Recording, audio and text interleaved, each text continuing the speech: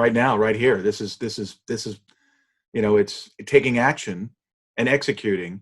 I mean, I've been based out of London from 1991. So 29 years, having been born and bred in the US and gone to school there. But, I've been following this the whole time, this element of US tech and VC-backed tech versus Europe. And Europe has come a long way. Every country in Europe has come a long way in tech since 91 or since 95 when Netscape did its IPO.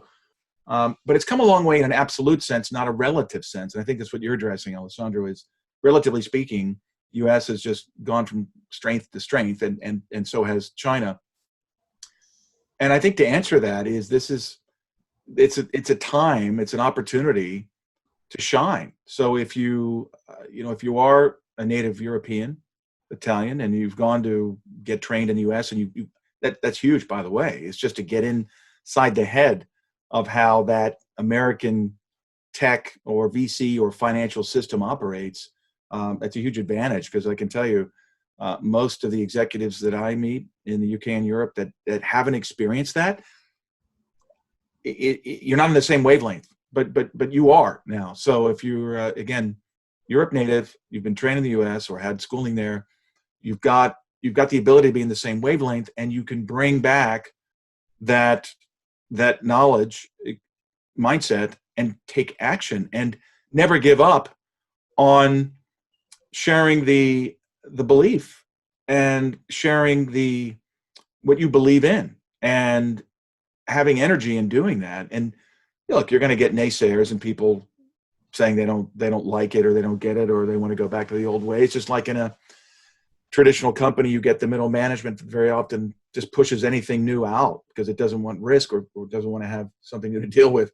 But I think that's what it comes down to. And by the way, the example I give there are the Sandler brothers, who from Germany went to the US. They went to the West Coast, and they spent time in some startups that were VC backed, and they learned what the big digital plays were, at least B2C.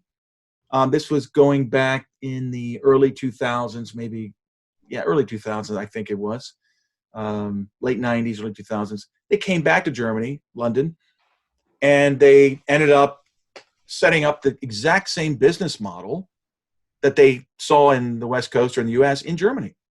And it was very successful. 2 or 3 of these companies were very successful, and they ended up, as many of you probably know, setting up the Rocket Internet Fund, and then quoted Rocket Internet, and now they are perceived to be leaders in the European venture capital entrepreneurial scene.